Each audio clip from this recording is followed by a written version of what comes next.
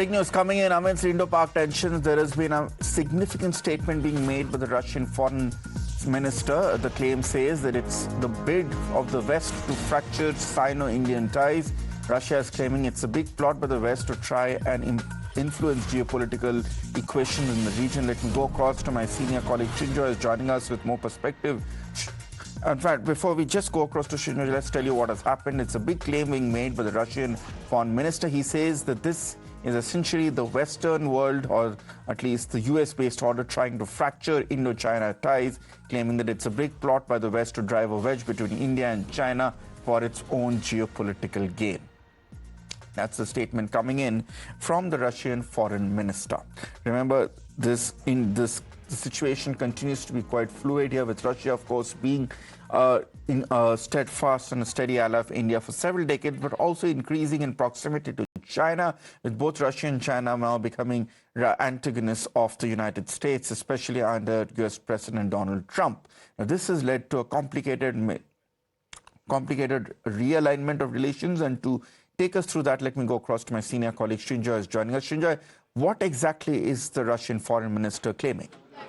See, this is a standard Russian position, that the West is out to fracture the unity between Russia, China, and India. And as you know, all three are members of BRICS. But this is a standard Russian position.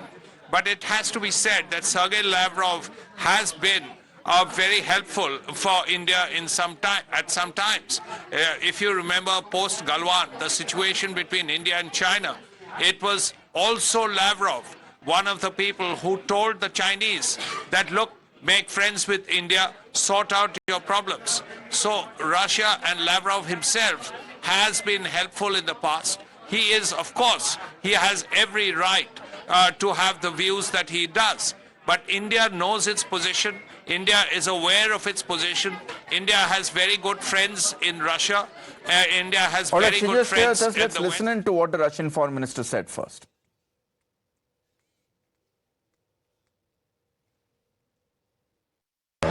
What is happening right now in the Asia-Pacific region, the West has begun to call it the Indo-Pacific region in order to give its policy a clear anti-Chinese direction, hoping to thereby additionally gain the opportunity to pit our great friends and neighbors India and China against each other. Recently, President Putin recalled that it's simply a divide and rule policy.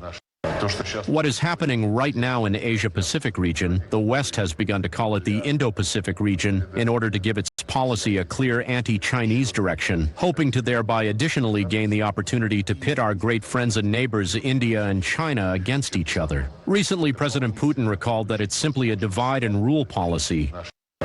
What is happening right now in the Asia-Pacific region? Shinjo, obviously this is a significant statement. You've pointed out that it's always been Russia's stated position that it wants a closer coordination, a closer access with India and China. How does it play into India's own interests? Well, India's position is very clear. India has very good friends in the West, and India has very good friends in Russia. So India is very clear. India's policy is India's policy. It is not pro-West, it's not pro-Russia, it's pro-India. And this is a point that India has been making all this while. So it has to be said, though, as far as Sergey Lavrov is concerned, then when India and China were at loggerheads after Galwan, it was Sergey Lavrov who told the Chinese foreign minister, look, make friends with India, sort out your differences with India, make sure that India and China do not have these huge differences. So that effort was made by Lavrov at that time, around 2021 and so on. So India remembers that. India has a strong friendship with the Russians. India has very strong friendships with Western countries. So India's foreign policy is India's foreign policy. Absolutely. And it's not going to be directed or influenced by Russia or China or the United States. Thanks a lot, Shinjo, for joining us with those details. It's time for a short commercial. More news and updates continue on the other side. Stay tuned to Times Now.